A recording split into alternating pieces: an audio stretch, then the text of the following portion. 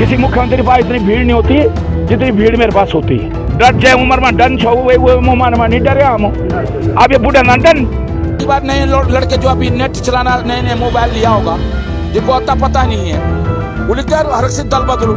अरे दल बदला तो तेरे को तो नुकसान नहीं हुआ। तुमको हमारा रुद्र पे आकर कोई कह दे कि दल बदल दिया तो तुम्हारे मेरे दल बदलने से हरक सिंह की राजनीतिक हत्या होने से मैं बहुजन समाज पार्टी में गया तो मेरी हत्या हुई ना। आपके पिता की हत्या हुई तो उसमें भाजपा का नेता लाल कुआं में बेटी के साथ बलात्कार होता है तो उसमें भाजपा का नेता युवा बोले महिला बोले बहन बोली बुजुर्ग बोले जीत गया भाई जीत गया जीतेगा भाई जीतेगा भाई जीतेगा। कि जिस तरह बद्रीनाथ की धरती ने अयोध्या की धरती ने भाजपा के घमंड को चकनाचूर किया, मुझे पूरा भरोसा है कि जिस केदार की धरती का अपमान, कि जिस केदार धरती का यात्रा हो, अग्निवीर हो, पेपर लीक हो, अंकिता भंडारी के स्वाभिमान और उसकी हत्या हो, तमाम जो मुद्दे हैं, मुझे पूरा भरोसा है कि केदार घाटी की जनता का आशीर्वाद और केदार बाबा का आशीर्वाद इस बार भाजपा के इस जो रावण के तहत जो घमंड हो गया भाजपा को, उस घमंड को चकनाचूर करेगा, ये मुझे पूरा भरोसा है। यहाँ परिवर्तन की लहर है।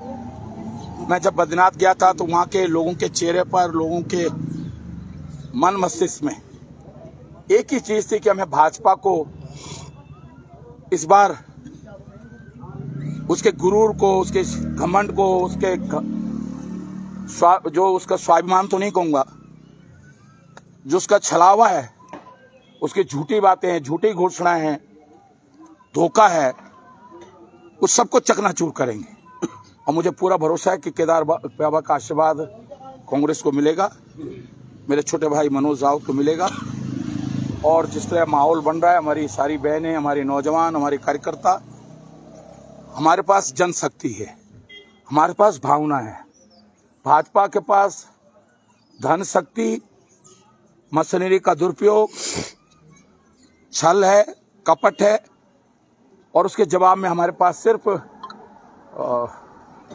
अग्नि शस्त्र के रूप में कह सकते हैं जनता का आशीर्वाद है। और जनता का आशीर्वाद जीतेगा और भाजपा का घमंड चकनाचूर होगा। सर, जो दिल्ली में बोराड़ी में जो मंदिर बनाया था, मुख्यमंत्री धामी ने कहा कि हमने उसके विरोध में कानून ला गए हैं, लेकिन विकास का त्योहार वहां पे मनाएगा। आज उनके मंत्री सौरभ बागुड़ा कह रहे थे कि मंदिर बन सकता है, मंदिर बाबा केदार का मंदिर कहीं भी बन सकता है, केवल धाम नहीं बन सकता है। मैं एक बात कहना चाह रहा हूं, अक्षरधाम बना दिल्ली में, किसी का विरोध नहीं था, क्योंकि उस समय वहां के किसी नेता ने, गुजरात के किसी नेता ने कहा कि भाई जो लोग अक्षरधाम नहीं जा सकते वो दिल्ली में ही अक्षरधाम के दर्शन करें। विवाद क्यों हुआ? विवाद इसलिए हुआ कि आज मुख्यमंत्री चाहे केदार बाबा की कसम खा ले हैं अगस्त मुनि में। अभी मीडिया के कुछ बंधु मेरे से कह रहे थे कि उन्होंने कसम खाई केदार बाबा की, मैंने तो ऐसे बोला ही नहीं। मैंने कहा भाई उनका भाषण आजकल तो छोटे बच्चों को पता है, इंटरनेट पे, ट्रू कॉलर पे, किसी पे भी, व्हाट्सएप पे, कहीं भी उनका भाषण उठा के देख लो कि उन्होंने अगर ये नहीं कहा, जब शिलान्यास के अवसर मंच से उन्होंने ये कहा कि जो बुजुर्ग, जो बीमार लोग, जो केदारनाथ धाम नहीं जा सकते हैं, वो यहीं केदार बाबा के दर्शन करेंगे, तो आपने सब्स्टिट्यूट आपने रखा ना। मंदिर बनाने को लेकर किसी को कोई आपत्ति नहीं थी। मैंने मेरी माँ के, जैसे हमारे यहाँ उत्तराखंड में पहाड़ में एक रिवाज है कि बेटी के साथ देवता भी जाते हैं। घंडियाल देवता मेरी माँ जी की ओर से आया। मैंने अपने गांव में सिरकोट, अपने घर में घंडियाल देवता का मंदिर बनाया है। आदि शंकराचार्य स्वरूपानंद जी ने हमने प्राण प्रतिष्ठा कराई, 3 दिन मेरे घर पे रुके स्वरूपानंद जी। तो किसी मेरे बड़ियारगढ़ के लोगों को या मेरे सिलकेत के लोगों को ये आपत्ति तो नहीं थी भी घंडियाल देवता का मंदिर तुमने कहा क्यों बना दिया।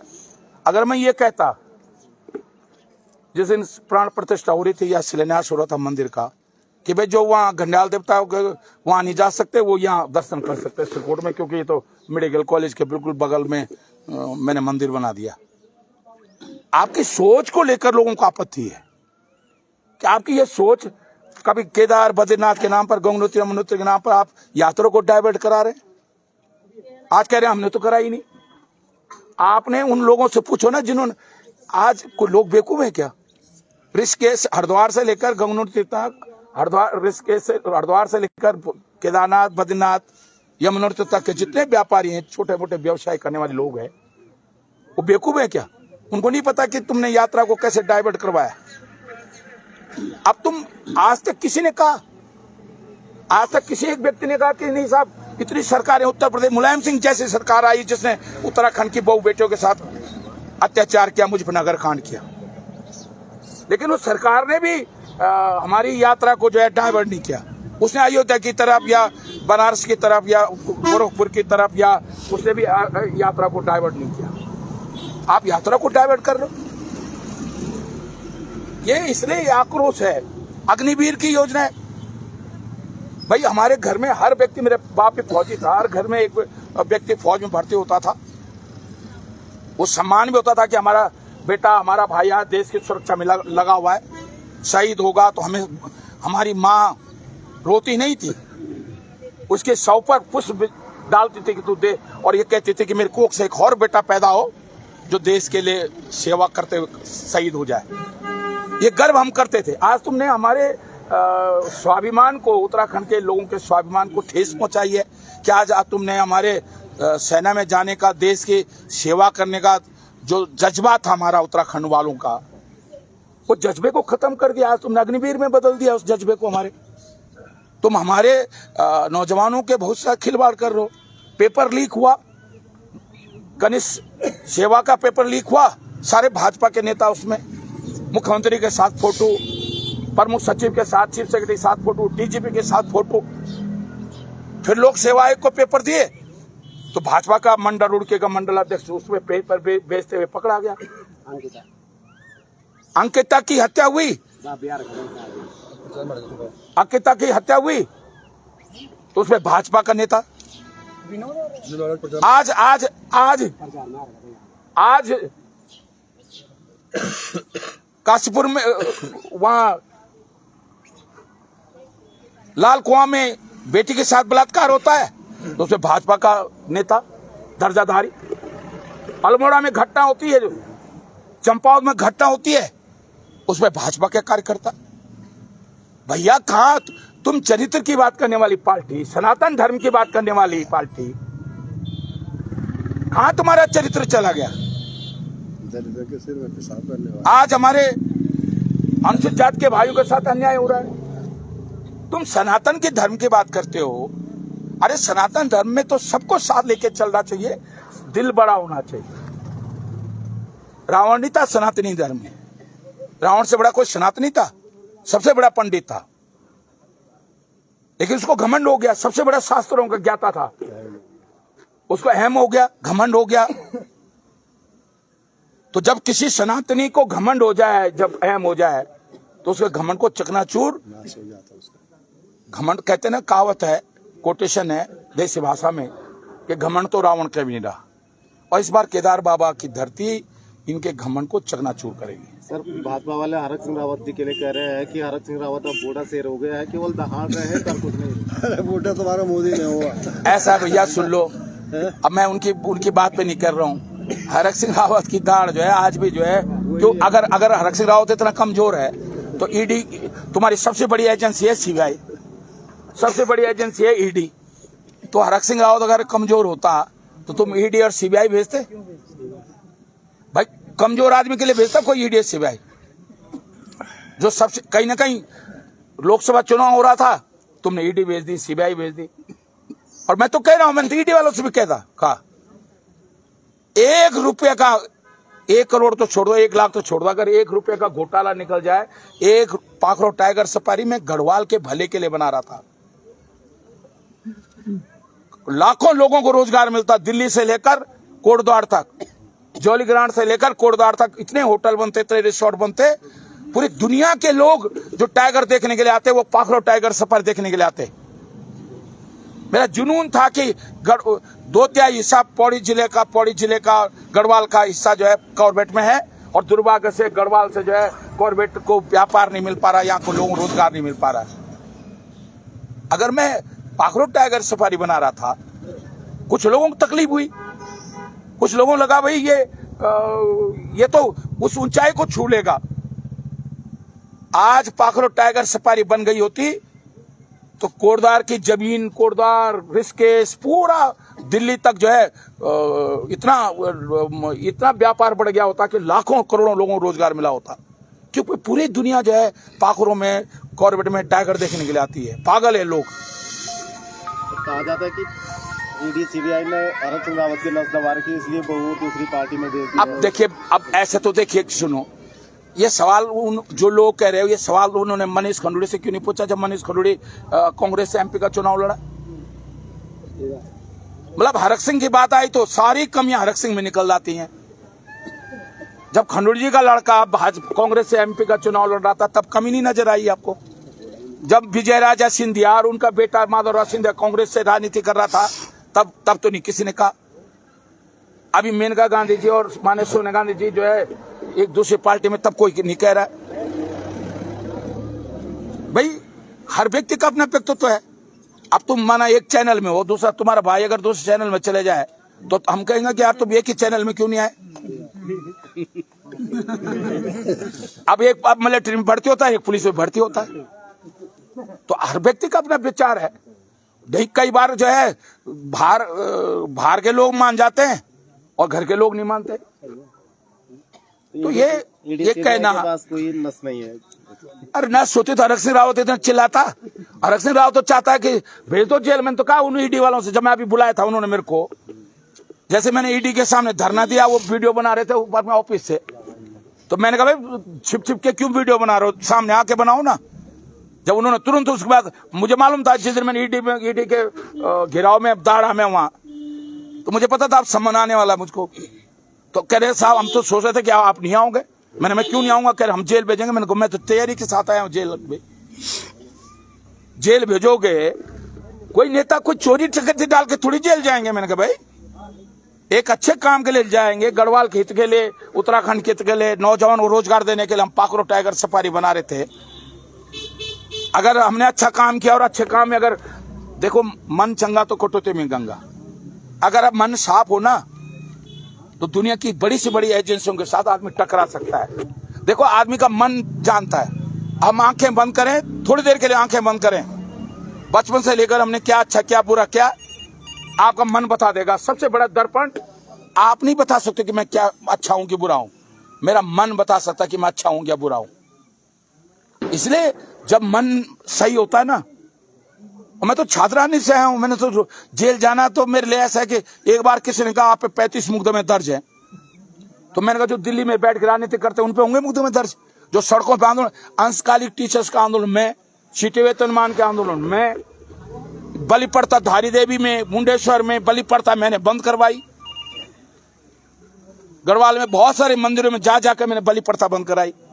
दहेज प्रथा के खिलाफ मैंने बड़े संघर्ष किया। उत्तराखंड आंदोलन के लिए मैंने दिल्ली में 6 साल, मेरे उत्तराखंड जनता मोर्चा जिसका मैं संयोजक चीफ था, आज तक 6 साल दिल्ली में राज्य के निर्माण को लेकर किसने धरना नहीं दिया होगा। जिसका मैं चीफ था, गैर राजनीतिक संगठन मैंने बनाया था, रोज हर दिन हर हफ्ते में पार्लियामेंट में प्रदर्शन कराता था।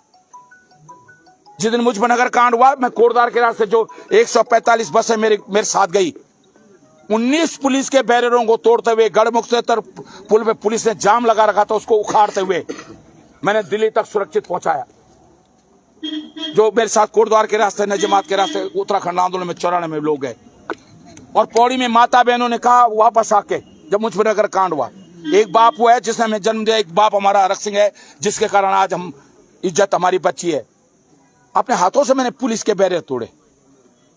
एक लड़ाई इसलिए लड़ता हूं, अंदर से जब आदमी के अंदर सच्चाई होती है ना, सच्चाई सबसे बड़ा शस्त्र होता है किसी मनोबल को बढ़ाने के लिए। इसलिए जो लोग जो भी कहे मुझ पर फर्क नहीं पड़ता। कोई दल बदलू कहे, अरे दल नहीं बदला होता मैंने तो जिला नहीं बना होता। राज्य के लिए हरक सिंह ने दल बदला। भाजपा में बचपन से भाजपा में था। मैंने भाजपा सिर्फ इसलिए छोड़ी 96 में कि उस समय राज्य का आंदोलन चल रहा था। पूरे उत्तराखंड के लोग कह रहे थे, अगस्त महीने में कर्फ्यू लग गया था, पूरे उत्तराखंड के लोग कह रहे थे कि नहीं भाई राजनीतिक दल नहीं चले, ना कांग्रेस ना बीजेपी ना यूकेडी, सिर्फ उत्तराखंड की बात होनी चाहिए। तो मैंने भाजपा छोड़ी उत्तराखंड के लिए और मैंने मायावती को ज्वाइन किया उत्तराखंड के लिए। 4 जिले बना दिए हरक सिंह की कलम से। 97 में जो 4 जिले बने, उसके बाद 24 साल उत्तराखंड बने, वो एक जिला नहीं बना पाए। पोखरी तहसील, गैरसैंण तहसील, श्रीनगर तहसील, घनसाली तहसील, ऋषिकेश तहसील, विकास नगर तहसील, कपकोट तहसील बागेश्वर में हरक सिंह राव ने बनाए।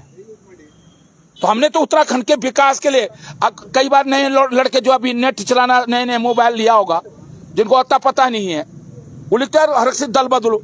अरे दल बदला तो तेरे को तो नुकसान नहीं हुआ। तुमको जिला हमारा रुद्रप्रयाग का कोई कह दे कि दल बदल दिया, तो तुम्हारे मेरे दल बदलने से, हरक सिंह की राजनीतिक हत्या होने से, मैं बहुजन समाज पार्टी में गया तो मेरी हत्या हुई ना। लेकिन रुद्रप्रयाग को तो मिल गया ना, जिला मिल गया ना। जखोली को तो तहसील मिल गई ना, उप तहसील थी जखोली। पोखरी नैने सिंह मंडारी तहसील नहीं बनाए पाए पोखरी को, हरक सिंह ने तहसील बनाई पोखरी तहसील। गैरसैंण, जो बड़ी गैरसैंण की बात कर रहे हैं, जो लोग बड़ी बड़ी बातें कर रहे हैं, वो गैरसैंण में एक पटवारी बैठता था, तहसील हरक सिंह राव ने बनाई है गैरसैंण तहसील। तो अगर हरक सिंह के दल बदलने से उत्तराखंड को मिला है ना कुछ, तो हरक सिंह ने जब भी दल बदले अपने स्वार्थ में नहीं बदले, उत्तराखंड के हित के लिए बदले, उत्तराखंड के नौजवानों के हित के लिए बदले, उत्तराखंड के लोगों के लिए बदले। सर, आपको पिछले दिनों एक बाइट वायरल हो रही है जिसमें आपने कहा कि धामी जी मेरे दरवाजे पे खड़ा है। अरे सच बोला, मैं फिर कह रहा हूं, मैं धामी नहीं, इसलिए कि वो प्यारो, जब मैं तिवारी जी की सरकार में मंत्री था, वो कोश्यारी जी के साथ, कोश्यारी जी विपक्ष नेता थे, उनके साथ ओएसडी था। अब क्योंकि मंत्री के बाद इतनी भीड़ होती है, आप में से बहुत सारे लोग मेरे पास आए, किसी मुख्यमंत्री के पास इतनी भीड़ नहीं होती जितनी भीड़ मेरे पास होती है। तो वो दिन मेरे मौका नहीं मिलता था, तो वो कई बार फोन कर करके स्टाफ पूछते थे कि रात को मंत्री जब खाली हो जाएंगे, तो रात को 1-2 बजे आते थे वो कुछ काम से, कोश्यारी जी कुछ काम से मेरे पास भेजते थे। अभी मैं जब भाजपा सरकार में मंत्री था तो प्रीतम सिंह जी 10 बार मेरे पास आते थे। एक मामला तो ऐसा हो गया था, मैं मामले को नहीं बताऊंगा, कि प्रीतम सिंह जी ने कहा भाई रावत जी इसकी मदद होनी है, इसमें मदद होनी, मैंने करी मदद। उनके क्षेत्र में श्रम विभाग से साइकिलें, वो सिलाई मशीनें बांटी थी, मैंने कहा नहीं भाई वो विधायक है, उनके क्षेत्र में, भले ही भाजपा सरकार का मंत्री था। तो इसलिए मैंने कहा, अभी जब मैं मंत्री था, धामी जी सिर्फ विधायक थे, तो मेरा ऑफिस उनका ठिया होता था।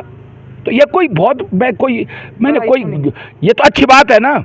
जैसे मैं बोलता हूँ मैं सिपाही का लड़का हूँ, मैंने तो घास भी काटा है, लकड़ी भी काटी है, मैंने तो उड़खो भी कूटी, मैंने तो जंदरू पीसी, मैं तो एक मानो जो कभी कोदो और कभी गेहूँ पीसी थे, तब स्कूल जनता देवगढ़ स्कूल। हम तो अपनी जमीन को नहीं भूले। अब कुछ लोग सोचते हैं कि साहब मैंने ऐसे बोल के जो है धामी की तोहिन की है। मैं तो मन से कहता हूँ कि मैंने झंगोरा कूटा है, उड़खो कूटी मेरे कोई, मैंने अभी भाषण दे रहा था, मैं किसी को मेरी कोई घास काटूँ तो इतना गड़ो, मैं इतना बड़ो गड़ो जो कि मैं दड़ी जो भाभी यार चाची सर में जन है बच्चे दड़ी जाना हम घास काटूँ देख तो इतना बड़ो गड़ो लो, मेरी सास गाई देने की देखो वे 800 गड़ो देख कितने बड़ो चढ़ते 4 फूल इंच घास है। तो मैं इसलिए निराई कनू आँदी मत है, गुड़ाई कनू आँदी मत है, और भी मैं स्यू पर स्यू लगाऊँ। हमारे एक मेरी माँ जी ने एक बार बोली बोले हर्षो बोले ये गौरी दूर बल जय फूण हॉल लगन दो वो माना बस 60 जमना ना क्यों जमना। मैंने बोली माँ जी वो भुड़ते हल्दे छन तो डामर धलना छन, यूँ भाजपा होंगे थोड़ा जन विकास के नाम पर डामर धलना छन। और मैंने बोले मैं तो क्यों लाइक गौरा आदमी, तो मैं तो स्यों पर स्यों लगन दो, ये वजह से क्यों भी खूब जमदन 60 भी खूब जमदन। तो मैं इसलिए कह रहा हूँ कि इन भाजपा वाले जो डामर धर रहे हैं विकास के नाम पर, इसलिए भैया कोई चिंता नहीं है, जेल जाएंगे तो जाने। अब वैसे भी यार एक से सुनो, डर जाए उम्र में डन छो वो मुँह नहीं डरे हम, अब ये बूढ़ा ना डन, आप तो ये सोच लेंगे जेल चले आए, ये सोच लेंगे कि जैसे 60 साल के बाद सनातन धर्म में क्या होता है, बानप्रस्थ होता है ना, तो उसको बानप्रस्थ समझ लेंगे, समाज के लिए बानप्रस्थ समझ लेंगे।